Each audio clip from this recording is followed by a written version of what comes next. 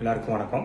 இன்றைக்கி நம்ம டிஎஸ்கே டைரிஸில் எதை பற்றி டிஸ்கஸ் பண்ண போகிறோம் அப்படின்னாக்க, லெட் இட் கோ அப்படின்னு சொல்லிட்டு இங்கிலீஷில் சொல்லுவாங்க. லெட் இட் கோ அப்படின்னாக்க ஒரு சில விஷயங்கள்லாம் வந்து நம்மளை விட்டு போயிட்டோம் அப்படின்னு சொல்லிட்டு.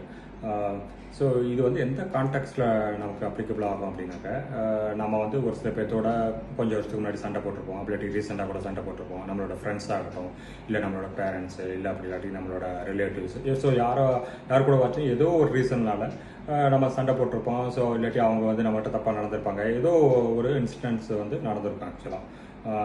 ஸோ இந்த மாதிரி இருக்கும்போது ஒரு சில பேர் என்ன பண்ணுவாங்க அப்படின்னாக்கா, அதை மறந்துட்டு நார்மலாக இருப்பாங்க.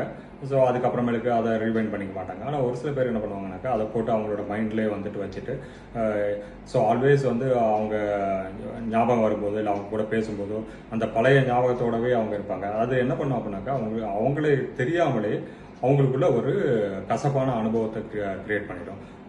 ஸோ அவங்களோட பேசும்போதோ இல்லை அவங்களோட பழகும்போதோ வந்து பார்த்தீங்கன்னாக்கா நீங்கள் நார்மலாகவே இருக்க மாட்டீங்க. ஸோ இதுக்கு முன்னாடி நடந்தது தான் வந்து உங்களுக்கு ரிவைண்ட் ஆகிட்டே இருக்கும்.